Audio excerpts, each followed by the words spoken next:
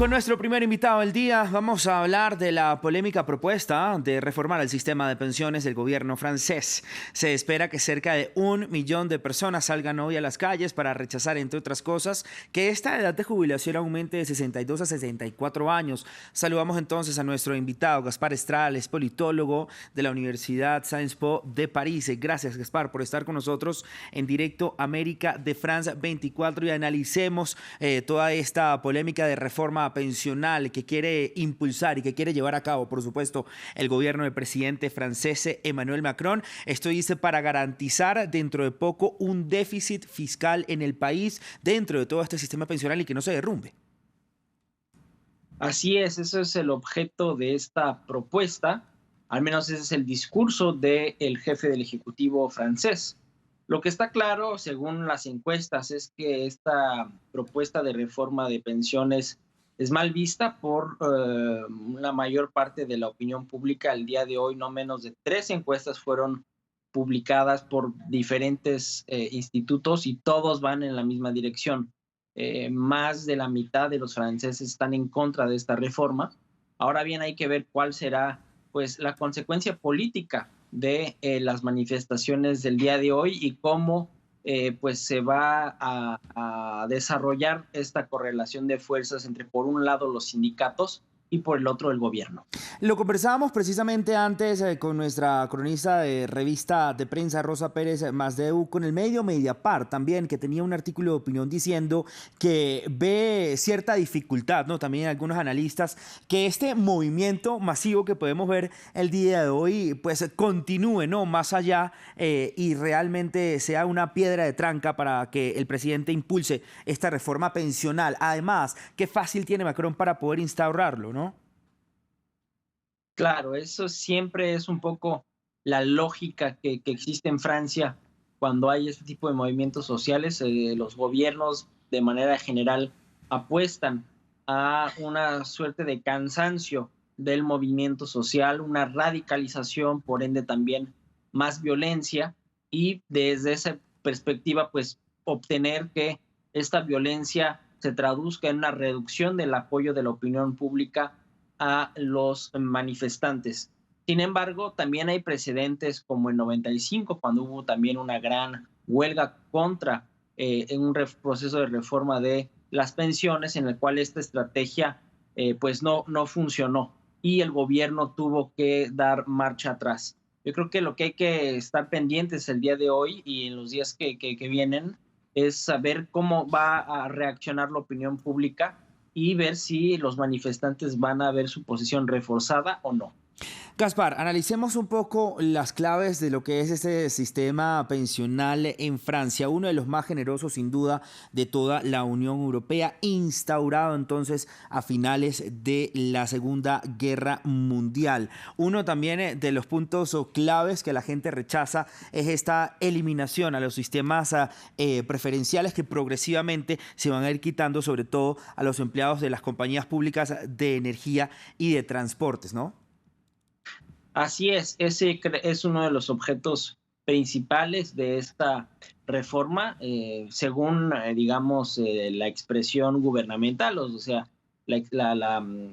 digamos, la estrategia de comunicación del gobierno se trataría de armonizar los diferentes sistemas de pensiones que existen en Francia para generar un mismo sistema y por ende generar economías, pero por otro lado, lo que alegan los trabajadores de estas empresas es que sus condiciones de trabajo, sus empleos, digamos, tienen una serie de especificidades que justifican la existencia de estos regímenes preferenciales y todo el debate político, el debate mediático que va a llevarse a cabo en los próximos días, horas y semanas, va a llevarse a cabo alrededor de estas dos narrativas, entre por un lado una narrativa gubernamental que dice vamos a defender el fin de los privilegios y por el otro una voluntad de reivindicar el trabajo y las especificidades de estos trabajos.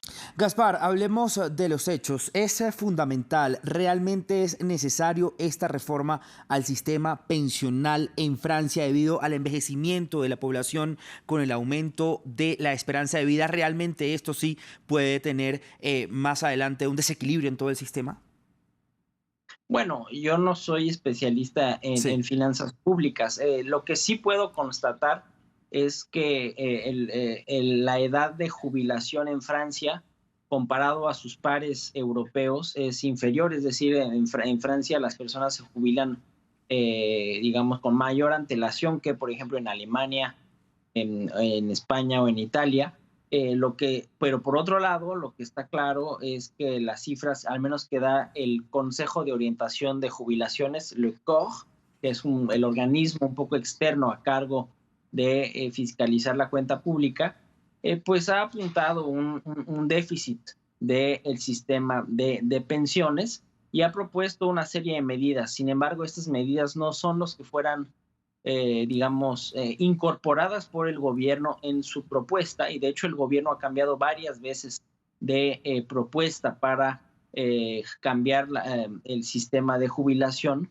Entonces yo creo que existe un debate sobre cómo puede llevarse a cabo esta reforma. Creo que en sí la idea de cambiar el régimen de pensiones no es tanto objeto de debate, sino la manera como se va a llevar a cabo. Y ahí es donde reside el debate que existe hoy entre los sindicatos y el gobierno. Hablemos precisamente, Gaspar, de ese debate, ¿no? ¿Existe algún tipo de contrapropuesta por parte de los sindicatos laborales, los principales del país, a este plan de reforma pensional planteado por el gobierno del presidente Emmanuel Macron? ¿O por el contrario, simplemente quieren que se quede como está actualmente? Bueno, yo creo que por un lado sí quieren que el sistema, en particular en las empresas públicas de electricidad, bueno, de energía de manera más general y de transportes, mantengan su especificidad.